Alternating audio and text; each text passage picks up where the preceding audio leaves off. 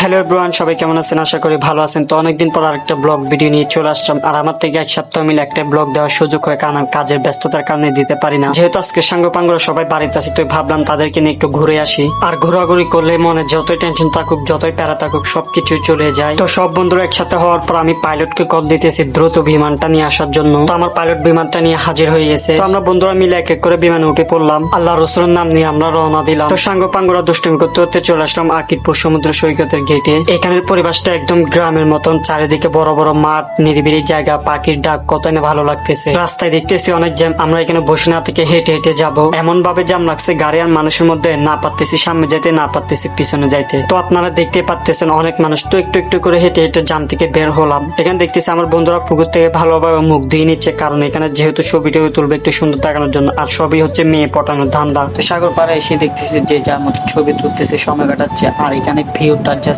অসাধারণ লাগতেছে। একটিবার ভেবে দেখেন তো, এই বন্ধুদের সাথে সাগর পাড়ে খোলা আকাশের নিচে বসে চা খাওয়ার আর আড্ডা দেওয়ার সেই মুহূর্তটা কতই সুন্দর হতে পারে। অনেকক্ষণ সময় কাটানোর পরে এবার আমরা যাচ্ছি ছবি তুলতে আর ভিডিও করতে। আর এখানে যে পাথর দেখতেছেন, পাথরের চিবায় যদি একবার মোবাইলটা পরে গাছ নেওয়া কোনো মতোই সম্ভব না। তো ঘুরতে ঘুরতে এখানে সন্ধ্যা হয়ে গেছে। তো এখন যাবো এখানে বিখ্যাত পেঁয়াজু গুঁড়া খাওয়ার জন্য। এখানে পেঁয়াজু যে খেয়েছি সেই বলতে পারবে কত মজা। আর এখানে পেঁয়াজু গুলো হচ্ছে 1 টাকা করে, এত যে মজা মানে বলার বাইরে। আর বন্ধুরা মিলে কোনো কিছু খাবো, সেখানে কাজ্জাব হবে না, এটা তো কোনো মতেই হতে পারে না। শুরু থেকে খাবে সুন্দর করে, শেষে গিয়ে কিন্তু ভেজালটা করবে 100% গ্যারান্টি। খানার শেষে কাজ্জাবটা অবশ্যই করবে, সেটা আপনার বন্ধু হোক কিংবা আমার বন্ধু। ওই যে বললাম, সাগর পাড়ের খোলা আকাশের নিচে বন্ধুদের সাথে চা খাওয়ার সময়টা কতই না সুন্দর হতে পারে। জাস্ট এই সময়টা অসাধারণ ছিল।